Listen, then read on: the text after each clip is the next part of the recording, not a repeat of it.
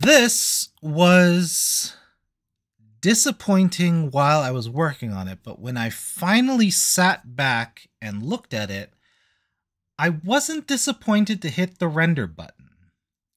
So today's topics were, and let me just get out of the way.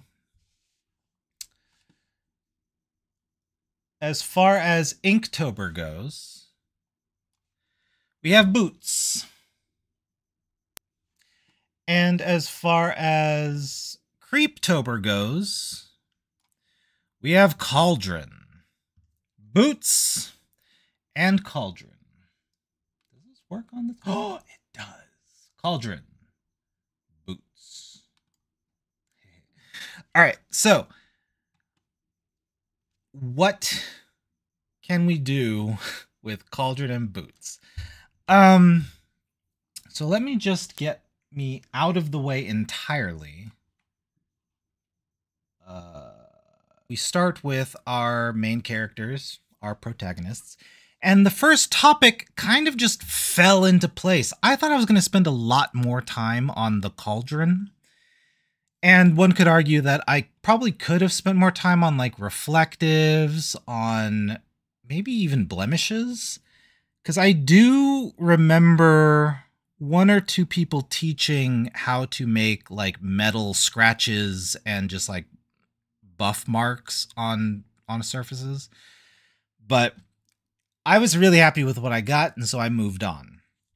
Then I had to really decide like what interacts with a cauldron, and there were really only two things in mythology that I could really think of, which is one, hags, and it's really hard to kind of imagine cute cartoons interacting with like inherently evil dark hags.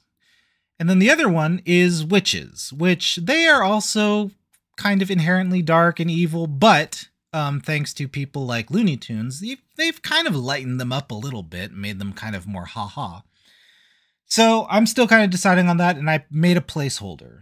Now it comes to the second topic, which is the boots. And I just decided, let's just do something quick and dirty, something with, I don't know how I'm going to kind of put this together, but when I did kind of start to get the shape coming together, when I looked at the topology and how the faces were oriented, I would offer this for free.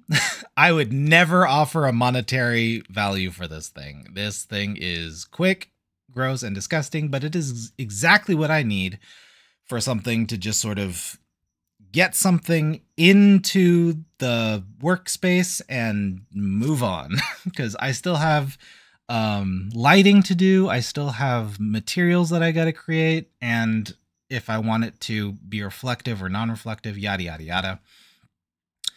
So I've got the cauldron and I've got the boots, but now I feel like I have to kind of make it make sense. And the only reason why I delete Fox 2 there, our little shadow friend, is because I've imported this from yesterday, but the outline that I had from yesterday isn't working for some reason.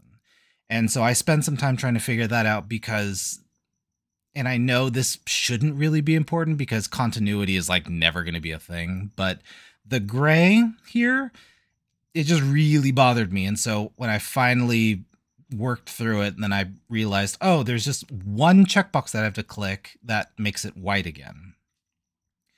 And so now our mystery character, just dressing it up to make it less of a placeholder box and rectangle sort of thing. So just kind of throwing in some cloth simulation thanks to, I think it's Baga Cloth Simulator.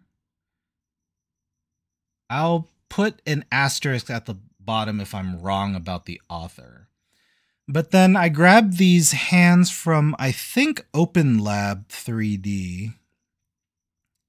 And it only comes in the flavor of right hand. So one of the right hands I had to kind of flip over and pretend that it was the left hand. And then, if I've learned one thing from Final Fantasy IX specifically, just because that was the majority of my Final Fantasy childhood, is that if you put a big hat on a really small body, and then the rest of it you just kind of drape in darkness, you can hide a lot of things with a character and just have a character. And so this one didn't actually demand a lot of lighting from me, so that was a nice sort of reprieve from yesterday, but still lighting was required. And so this is kind of what I got.